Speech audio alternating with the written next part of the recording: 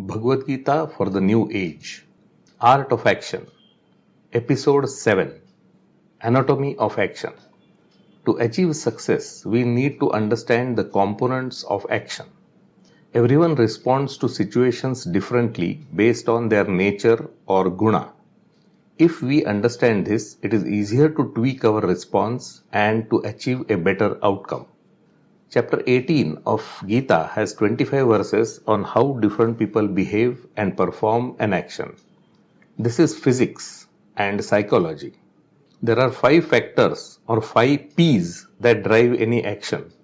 The first P is participant. These are stakeholders or the object of an action. These can be customers, suppliers, competitors, investors, etc. The second P is the purpose or the doer of the action, the subject. The third is the process or resources or instruments. These are materials, machines, tools, etc. The fourth is procedure or method or application of effort. And the fifth P is perseverance, shown by the doer in achieving their goal. Those who understand these factors and apply the correct approach and do not see themselves as the sole contributors can change destiny. We many a times wonder, does free will really exist? Gita says that fate or destiny sides the righteous. The cosmic energy writes the script and is also driving the action. Those who understand this and perform unattached action are successful. But if the person egoistically believes that he or she is the sole influencer, they fall prey to fate. This is a contradiction. It means that we must surrender control to a higher power in order to ultimately gain control. Now let us see how people with different tendencies approach each of these 5 factors. The first P, the participants. Sattva types see everybody is made of the same indestructible substance. They see God or goodness in everybody. They believe that people are good. This is the central pillar of TOC. Each person may have different agendas or perception of victory, but it is possible to find common ground. A win-win. The Rajas types see everyone as different and use the differentiation to motivate people. If the competition is healthy, it is okay. But comparison can create problems and results can be counterproductive. The Tamas types cannot see beyond themselves. They do not observe the qualities of others nor the challenges faced by them. They are engulfed or are drowning in their own problems. The next P is purpose. The Sattva type undertake an action because it is likely to address the need and it is the indicated action. It is their duty. They decide on the course of action with proper due diligence and are unattached once they begin. The Rajas type are driven by desire or reward. They are focused on the fruits of the action or recognition.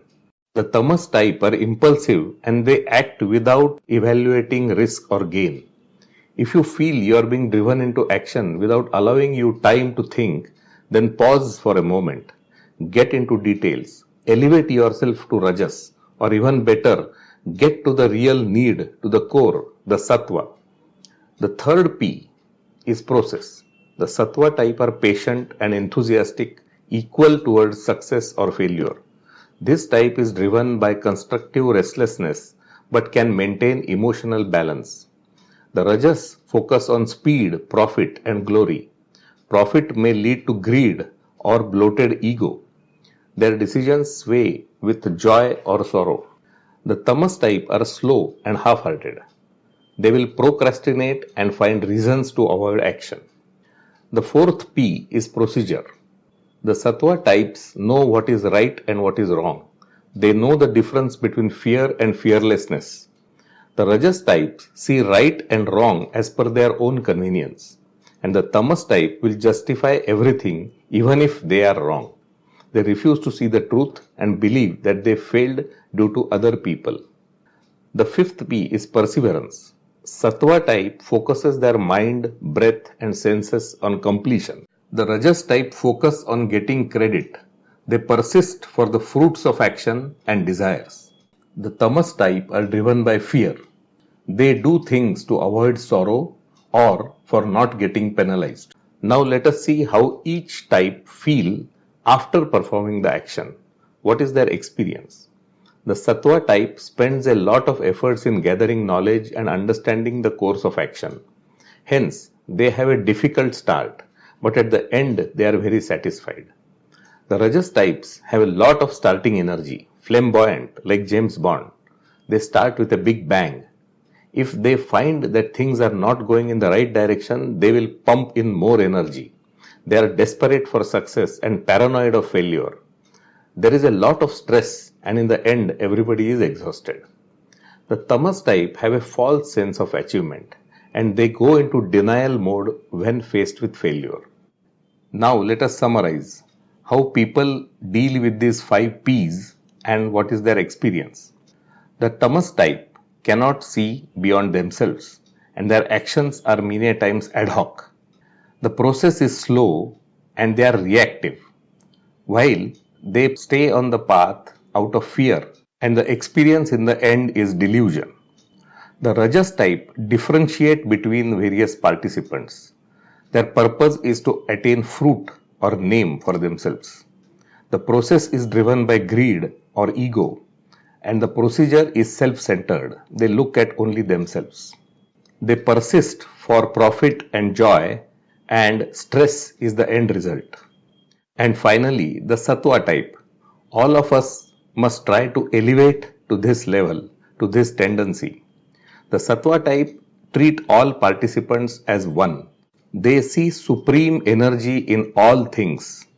The purpose is driven by duty, and they focus on win-win. The process is balanced, and the procedure is clear and optimized. They persist and focus on completion, and the end result is bliss and happiness. So let us all focus and try to elevate ourselves from tamas to rajas to sattva. In conclusion, action without attachment, faith in the chosen path, and knowledge of cosmic energy in everything is the secret of true success.